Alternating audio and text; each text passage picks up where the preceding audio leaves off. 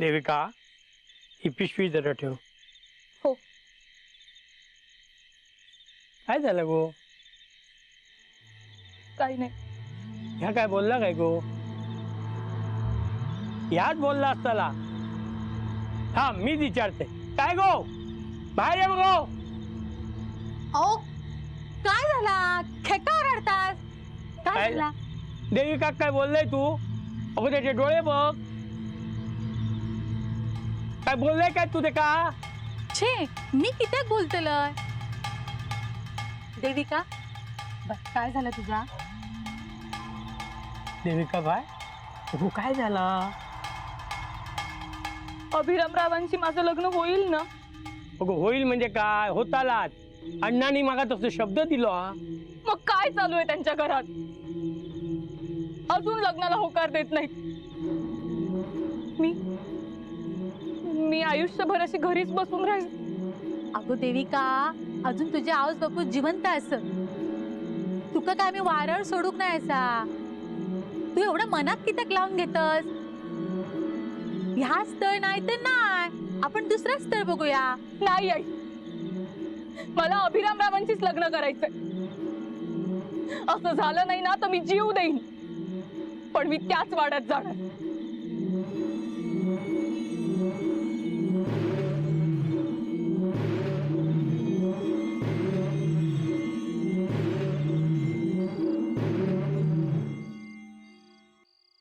आलो मी जरा.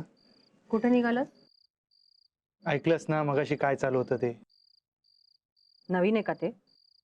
अगं पण मोठा भाऊ म्हणून मला त्यांना समजवायला हवं. मग इतका वेळ का इथे शांत बसून होतास? कारण मला कोणा एकाची बाजू घेऊन बायस व्हायचं नव्हतं. चहा. रीता,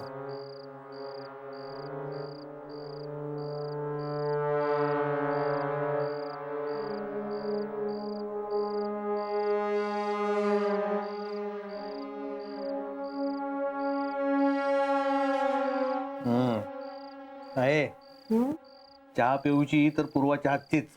वय काकीक सांगितलंस गो? हो सांगितलं. हे पांडू काय हा? माधवाक आणि अभिरामाक बोलवूक गेलो होतो ना?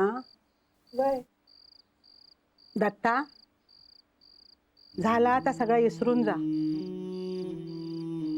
अरे धाकटो भाव हा तुझो, काय बोलूचा त्याका कळणार नाही.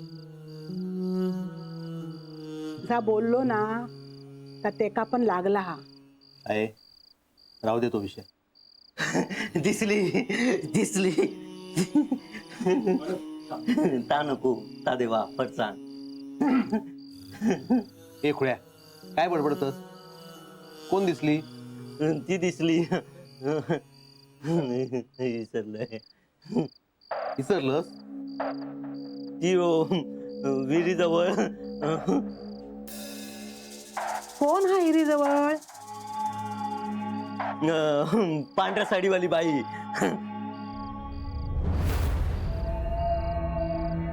त्याला काहीतरीच काय बडबडतस? कोटा नाही सांगत. माका दिसली ती पांढरी साडी नेसलेली होती. पांडू खराच काय रे? माधव भाऊंका आणि अभिभाऊंका बोलू गेले ना मी, तेव्हा थय होती ती पांढरी साडी नेसलेली होती. घे बाय, पांढऱ्या साडीवाली बाई म्हणजे आता ह्या काय आता? आहे कोण असा ती?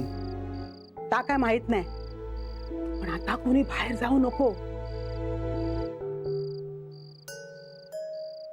पूर्वा, गो पूर्वा, सगळे दारो खिडक्या लावून घे. मी करतो.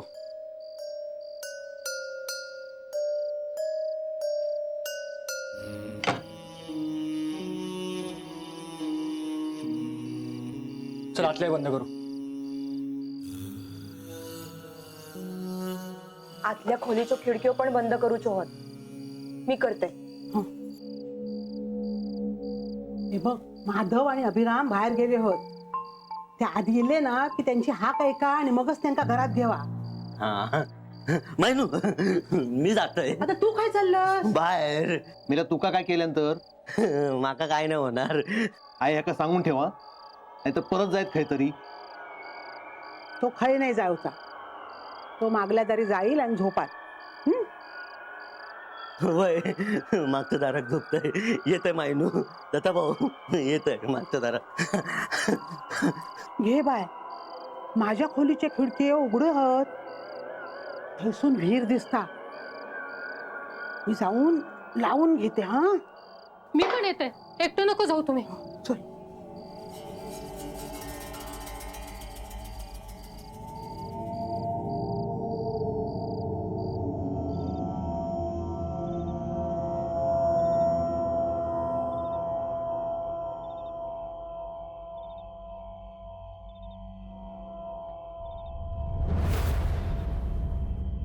खिडकी उघडीच होती.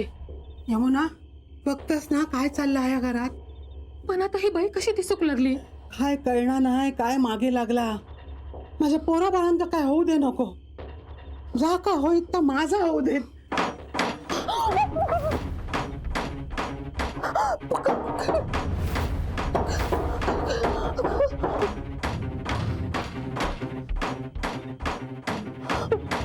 खिडकी नीट लावला होता ना? होय.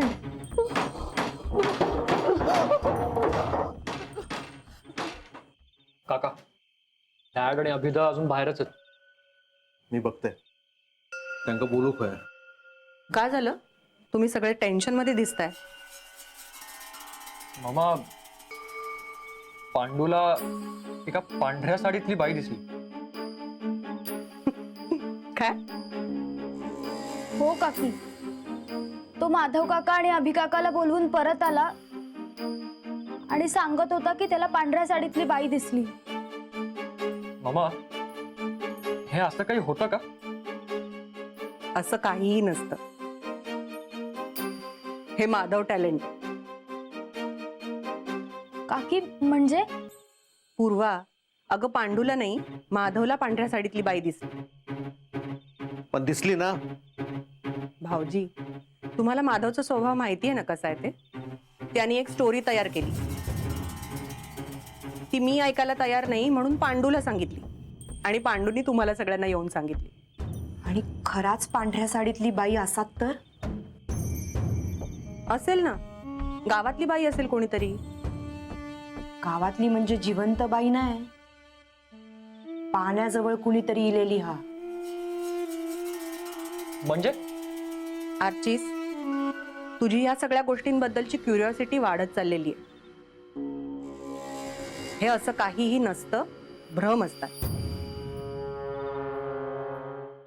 आज हयात झोपा रे सगळ्यांनी. नीलिमा, तू काही चाललीस ते का घेऊन? आई, मी बाहेर बसतीये ओसरीवर.